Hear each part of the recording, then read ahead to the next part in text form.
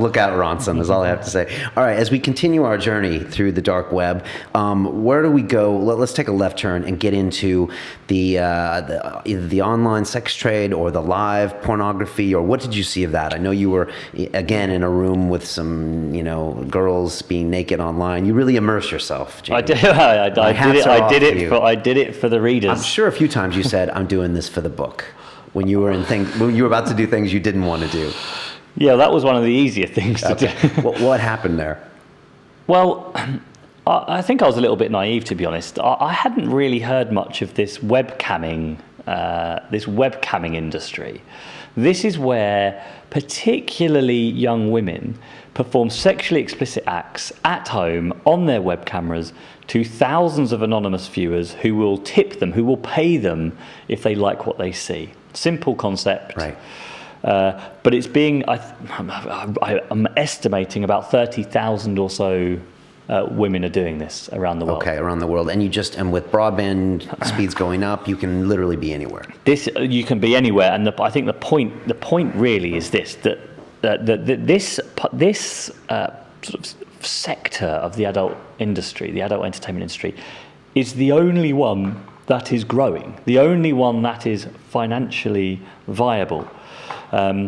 It's a classic story of sort of the decentralization of an industry. So suddenly, to make decent pornography, you used to need, a studio like this. Maybe even, I don't know what you do outside of this show, but you need a studio like this. We got to pay the bills around here. So it was pretty expensive. It's right, and you would need proper cameras and the editing. Cameramen, all of that stuff. Sure. Now what you need is a decent broadband and a webcam, and you can make decent homemade pornography filmed in real time that responds to individuals' requests and preferences. And so, as a result, people have spotted there's a really decent market opportunity here. I can just go straight to market. I can go straight to the consumer, and if there's enough people contributing small amounts of money, I can actually make decent amount for myself. So this is how I found Vex. Vex, who is one of the UK's leading webcam models, and who performs a show probably 2 or 3 times a week on her webcam from her home to her thousands of viewers who tip her very generously indeed. And she makes, more money than I do, working probably 1 or 2 days a week doing it. I mean, she's an incredibly good performer. Make no mistake about that. She's very, very talented. She was gracious enough. I was very surprised, but she was gracious enough to allow me to attend in person one of her shows. So it was actually a rather strange experience, because I'm sitting there having a coffee with her thinking, I'm going to have to ask her to go to a show. This is going to be really embarrassing, but I have to ask her. Before I could even ask, she said, "Oh, Jamie, why don't you come along to one of my shows?" And I was like, well, if you insist, yeah, that would be great. So 6 weeks after that, I found myself, in this messy bedroom in Leeds in the north of England, sitting there just as far as I am from you, slightly off camera, with 3 girls on a bed, ready to perform a 3-hour mammoth sort of lesbian orgy show to 5,000 people that were watching from home.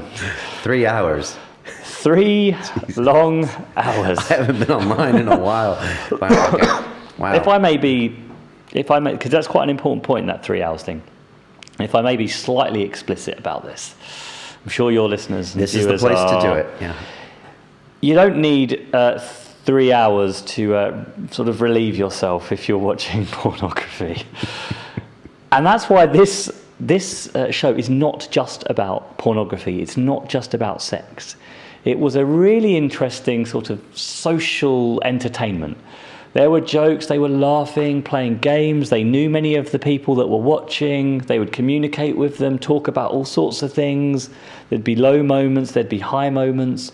But these people, they spent the whole they were there for 3 hours watching this. They were chatting away on their keyboards, tapping to each other, sending messages to each other, and the girls would perform depending on what they asked. Now, at the end of the show, a dramatic climax, and I mean that in every sense of the word, they had earned, each of them, I think it was about 300 or 400 quid each for 3 hours work. Okay. You know, and it was a strange and enlightening experience, but they deserved every penny of it. And, you know, in a funny sense, and it's a little bit like the Silk Road, it made me sort of think about the nature of pornography itself. So a lot of pornography now is absurd, ridiculous, unrealistic, hardcore pornography.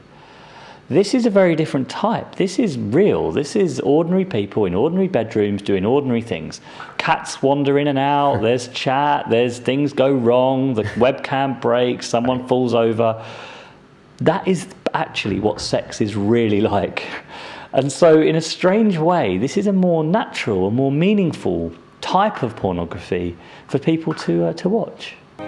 What we call reality is in fact nothing more than a culturally sanctioned and linguistically reinforced hallucination.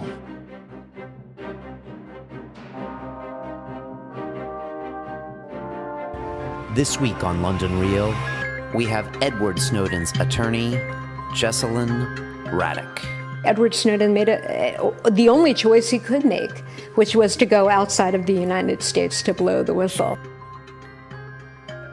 What we're going through now, people should be marching in the streets over what NSA is doing. There has been so much fear-mongering by the government that they've been able to create an entire surveillance state. And former NSA executive turned whistleblower Thomas Drake. What I was blowing the whistle on was government illegality, violations of the Constitution, massive fraud, waste, and abuse and wrongdoing. This was raw power. This is the government saying, you know what? 9/11 is our excuse. We're just going to get the data. I was facing 30, 35 years plus in prison. To send a chilling message. To whom? To other whistleblowers, to others in the government. If you dare hold up a mirror to the government, if you dare speak truth to power or of power, we're going to hammer you and hammer you good.